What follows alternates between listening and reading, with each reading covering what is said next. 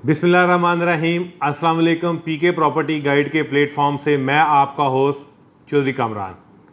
आज की जो ये मेरी वीडियो है ये लेंथी भी होगी, लेकिन इस वीडियो के अंदर मैं इतना कुछ ज़रूर डिस्क्राइब कर दूंगा कि जो लोग जिन्होंने यहाँ बाइंग की हुई है या जो लोग पोजेसन का इंतज़ार कर रहे हैं या जो लोग यहाँ ख़रीदना चाह रहे हैं, उन तमाम को गुलबर्ग की एक्चुअल जो इस वक्त सूरत हाल है उसका भी पता चल जाएगा। जो क्या इसमें फ्यूचर में क्या इसके साथ होने वाला है या क्या कुछ हो सकता है, ये सारा कुछ इंशाल्लाह मैं इस एक वीडियो के अंदर डिस्क्राइब करूँगा। वीडियो की डिटेल में जाने से पहले मैं आपको पॉइंट्स बता देता हूँ कि किन किन पॉइंट्स के ऊपर ये बात होगी, क्योंकि अगर कोई वीडियो को एंड तक देखना चाहता है उन पॉइंट्स की बेस के ऊपर वो मेरी वीडियो ज़रूर एंड तक देखे। और जिन भाइयों को कुछ हमारे जैसे हैं भाई जिन्हें हमसे ज़्यादा इन्फॉर्मेशन होती है वो नहीं देखना चाहते तो वो यहीं से ही स्किप कर दें।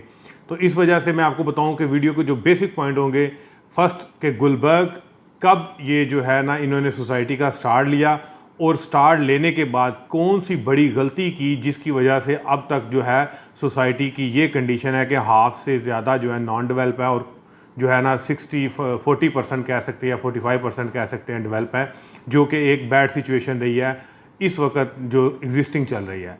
दूसरी कि इसका फ्यूचर क्या होगा, कब ये डेवलप होगी, कितना और टाइम पीरियड इसको डेवलप होने के लिए लगेगा, क्या कंडीशंस हैं जो इसको जिसकी बेस के ऊपर ये डेवलप होगी या ये नहीं होगी, ये सारी सूरत हाल भी डिस्कस की जाएगी। थर्ड, मार्केट प्राइस जो इस वक्त डाउनफॉल का शिकार है वो किन बेसिक रीजंस की वजह से जो बढ़ेगी, क्या ऐसे इकदाम किए जाएँ सोसाइटी के अंदर कि वो प्राइस बढ़ सकती है, या क्या कुछ जो मुल्की हालात हैं उसके ऊपर असरअंदाज हो रहे हैं जिससे ये जो है ना प्राइसेस की सिचुएशन है। इन तमाम पॉइंट्स को सुनने के बाद जो लोग यहाँ पर ये वेट कर रहे हैं, जिन लोगों का ये क्वेश्चन होता है कि हमारा प्लॉट इतने साल से नॉन डेवलप है, हमारे साथ क्या बनेगा, कब हमें प्लॉट मिलेगा, उन्हें ज़रूर इस वीडियो के अंदर आंसर मिल जाएगा।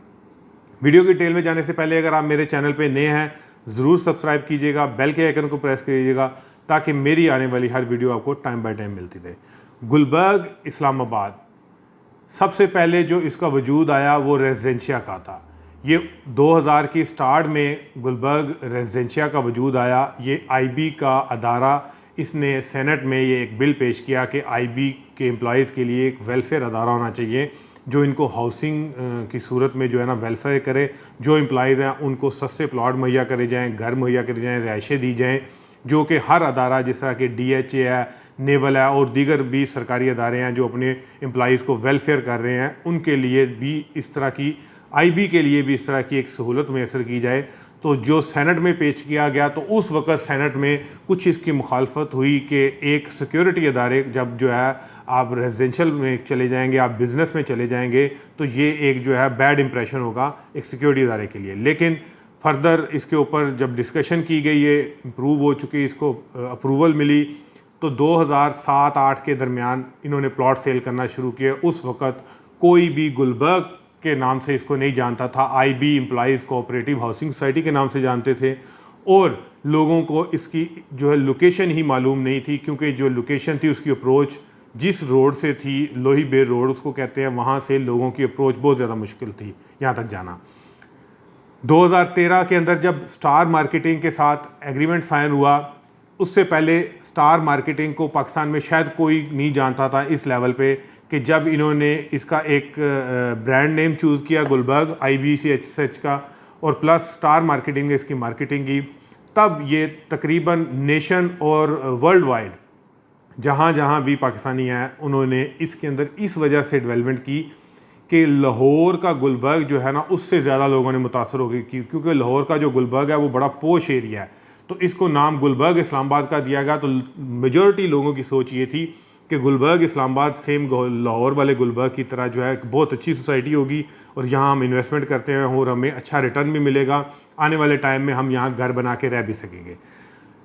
टाइम गुजरता गया, लोगों ने इतना इसको जो है वो अप्रिशिएट किया कि स्टार मार्केटिंग ने साल 2 साल के अंदर तकरीबन 26 ब्लॉक जो है वो 90% कह सकते हैं कि सेल कर दिए। उस वक्त इतना रेवेन्यू इनके पास इकट्ठा हुआ था गुलबर्ग के पास कि गुलबर्ग उस वक्त चाहता तो इस एरिया के अंदर डबल जो इस वक्त इनकी परचेज़ है या जो इस वक्त इनका मैप है इससे ज़्यादा जगह परचेज़ कर सकता था। क्यों?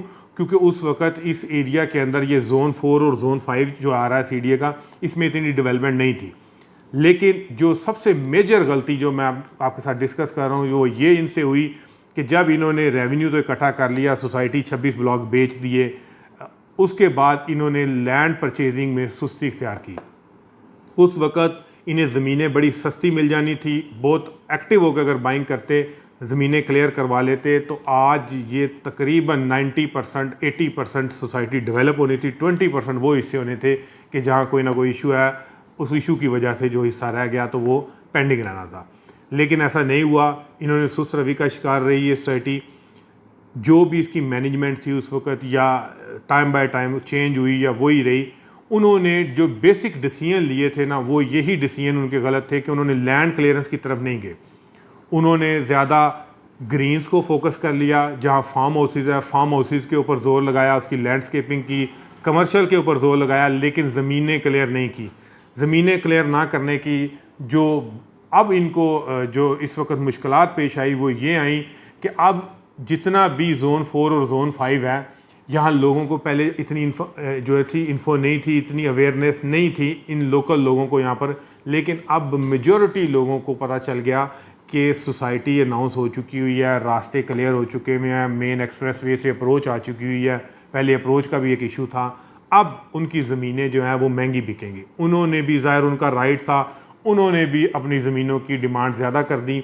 गुलबर्ग जब प्रॉपर मार्केट में उतरा उनको ज़मीनों को परचेज़ करने के लिए, तो तब इनकी जो फिजिबिलिटी थी जिस पे इन्होंने प्लॉट बेचे हुए थे, इनको उस फिजिबिलिटी के मुताबिक ज़मीन नहीं मिली। एक वेलफेयर सोसाइटी के अंदर जो एम्प्लॉइज़ के लिए प्राइस तय की जाती है वो सब्सिडाइज तरीके से तय की जाती है, जिसमें वो प्राइस हमेशा माइनर रखनी होती है। जब माइनर प्राइस रखी जाती है तो उसमें जो बेसिक सबसे मुश्किल काम होता है वो ज़मीन की क्लियरेंस होती है कि जितनी सस्ती ज़मीन आप ख़रीद लेंगे उतने ही अच्छी आप सोसाइटी डेवलप कर पाते हैं, और उसी तरह आप जो है ना लोगों को फैसिलिटेट करते हैं। लेकिन जब यहाँ ज़मीनें सस्ती नहीं खरीदी गई, कुछ एरियाज़ क्लियर हुए, मेजॉरिटी नहीं क्लियर हुए, अब जब वो ज़मीनें हो गई हैं महंगी, अब अगर ये किसी भी लोकेशंस के ऊपर ज़मीन ख़रीदते हैं तो इनकी बेची हुई प्राइस के ऊपर, जिस पे इन्होंने प्लॉट बेचे थे, उस प्राइस के ऊपर कतई इनकी फिजिबिलिटी नहीं बनती। किसी एक स्ट्रीट की या 2 स्ट्रीट की बात हो तो ये जो है गुलबर्ग के अकाउंट से भी पेमेंट करके जो है ना लोगों को डेवलप करके दे दें, लेकिन एक ब्लॉक को डेवलप करना अपने पल्ले से, जिसको कहते हैं डेवलप करना, वो बहुत मुश्किल है। अरबों रुपए की गेम होती है जिसमें इतना फंड्स इनके पास है भी नहीं है और इतने फंड्स ये जनरेट कर भी नहीं सकते। अब जब ये सिचुएशन, ये गलती इनकी थी, तो इसका हम दूसरा पॉइंट जो है ना कि इसका फ्यूचर की तरफ जाते हैं कि इसका फ्यूचर अब क्या होगा, कि इन्होंने जो मिस्टेक थी वो कर ली। 2023 आ चुका और 2023 में भी ये सिचुएशन है कि इनके दावे तो हैं कि मेजॉरिटी हम लैंड क्लियर करवा चुके हैं, लेकिन जहां इनकी लैंड प्रॉपर क्लियर होती है या वहाँ फौरी ये पोजेसन अपना शो करते हैं। ऐसा मखसूस जगहों के ऊपर तो है कि इनका पोजेसन शो हुआ है, बाकी मेजॉरिटी जगह जो है ना वो लोगों के पोजेसन के अंदर वहाँ फसलें लगी हुई हैं, तो जिससे साफ जाहिर होता है कि गुलबर्ग के पास ज़मीन ऑक्यूपेशन में, इनके ऑक्यूपाई नहीं है, इनके पोजेसन में वो नहीं है। अब इसका सलूशन क्या है? इसके 2 सलूशन हैं जो पॉसिबल है, जिनके ऊपर इन्होंने फ्यूचर में काम करना है, वो आज मैं आपको बता देता हूँ। वो ये है कि फ़र्स्ट ऑफ ऑल कि ये ज़मीन क्लियर करवाने जाएं और जिन लोगों से ज़मीन लेते हैं उन्हें एग्री करें कि हम आपको फ़ाइल्स देते हैं पर कनाल के एवज़, और वो फ़ाइल हमको उसी एरिया में मिलेगी जहाँ आपकी ज़मीन हम आपसे ले रहे हैं और आपको फ़ाइल दे रहे हैं, इसी एरिया में आपको फ़ाइल मिलेगी, और फ़ाइल इतने टाइम में आपका प्लॉट बन जाएगा। आप चाहें तो फ़ाइल बेच लें, चाहे तो आप जो है ना वो प्लॉट बनने पे उसको सेल कर लें। अगर ये लोगों को इस तरह का माइंडसेट बनाकर इनसे ज़मीन परचेज़ कर लेते हैं फर्स्ट ऑप्शन में, तो देन इनसे ज़मीन क्लियर हो जाएगी, अदरवाइज़ नहीं क्लियर होगी। जिस रेट के ऊपर वो डिमांड कर रहे हैं वो रेट इनके लिए फिजिबल ही नहीं है। दूसरा ऑप्शन इनके पास ये है कि जितनी भी सोसाइटीज़ हैं, DHA है, बैरिया है, और भी जितनी सोसाइटीज़ हैं, इनके लेटर के ऊपर एक वर्ड होता है प्रोविजनल। प्रोविजनल का वर्ड जो है ये इनको लीगली जो है वो प्रोटेक्ट करता है किसी भी सोसाइटी को, कि वो चाहें जब चाहें जिस जगह चाहें आपका प्लॉट शफल कर सकते हैं, मतलब चेंज लोकेशन कर सकते हैं, आपका ब्लॉक चेंज कर सकते हैं, प्लॉट का नंबर चेंज कर सकते हैं। आप इनको कोई एक्टिविटी, इनके खिलाफ कोई एक्शन नहीं ले सकते, क्योंकि सोसाइटी ने आपको अलॉटमेंट लेटर के ऊपर लिख कर दिया हुआ है कि ये प्रोविजनल अलॉटमेंट लेटर है। तो उस पॉइंट ऑफ व्यू से के बाद जब ये ज़मीन फाइल्स के अगेंस्ट क्लियर ना करवा सके या गांव वालों ने फाइल्स ना ली, ना ज़मीनें दी, तो दूसरा ऑप्शन इनके पास ये होना है कि जिस तरह के मैंने पहले भी बताया कि ग्रैंड एग्जीक्यूटिव ब्लॉक बनेगा या कोई भी नाम से एक बड़ा ब्लॉक बनाकर सारी ज़मीनें वहाँ, सारे प्लॉट जो है वहाँ शिफ्ट कर दिए जाएंगे और लोगों को पोजेशन की तरफ लेके जाएगा। ये काम एट द एंड भी यही होना है। ये जो सेकंड ऑप्शन है यही फिजिबल है। इसी के ऊपर आकर अगर इन्होंने कहीं कोई बड़ी ज़मीन खरीदी हुई है, कोई ऐसी जगह खरीदी हुई है जो इन्हें सस्ती मिली हुई है, तो वहाँ ये अभी दे सकते हैं और इनको अभी इस पर काम कर देना चाहिए। उसकी रीज़न ये है कि अगर ये उसके ऊपर आज भी शिफ्टिंग की तरफ जाते हैं, इनको कम से कम 6-8 माह या 1 साल शिफ्टिंग में लग जाना है। उस ज़मीन को अप्रूव कराना, LOP में लेके आना, लोगों को शिफ्ट करना, ये सारा कुछ वहाँ लग जाना है। ये आज उसके ऊपर काम करें तो बेटर है, बजाय इसके कि टाइम ज़ाया करें तो इनको आगे भी ज़मीनें महंगी मिले। ये है दूसरा सलूशन। अब इस जो लोग ये सोचकर बैठे हुए हैं कि उनके पास प्लॉट हैं, क्या उन्हें कभी पोजेशन मिलेगा भी या नहीं मिलेगा, या अक्सर लोगों के ये जिस तरह के कमेंट्स होते हैं कि हमारी आने वाली नस्लें ही यहाँ पोजेशन लेंगी, हमें तो नज़र नहीं आ रहा, तो उसका सलूशन इनके इस एक्टिविटी के ऊपर डायरेक्टली डिपेंड करता है कि जो इन्होंने डिसीजन लेना है वो अभी लें। इन्होंने इस AGM के अंदर भी एक बात कही मैनेजमेंट ने कि हम लास्ट कोशिश करेंगे लोगों से जगह के बारे में क्लियर करने में।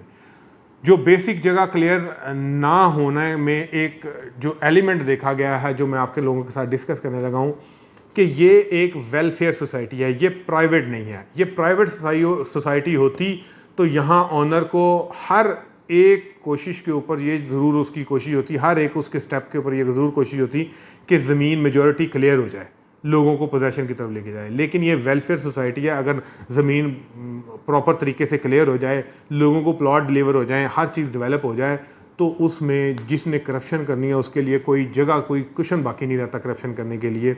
वो सीधी सीधी पेमेंटें जो है ना अकाउंट्स में जानी है, हर चीज़ काउंटेबल है, कहीं भी कोई जो है ना वो करप्शन का सीन करना भी कुछ चाहे तो बड़ा मुश्किल हो जाता है उसके लिए, क्योंकि हर चीज़ डिफ़ाइन होती है। आप हर स्टेप डिफ़ाइन है, आपका कितने में की ज़मीन खरीदी गई, कहाँ किया।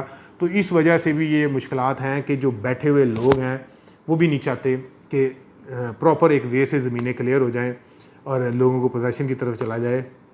क्योंकि उसमें बेनिफिट सोसाइटी का ज़रूर हो जाएगा, सोसाइटी के अकाउंट ज़रूर बेटर हो जाएंगे, लोगों के अकाउंट बेटर नहीं होने वाले। ये समझने वाले मेरा पॉइंट ज़रूर समझ गए होंगे कि ये मैंने क्यों बताया।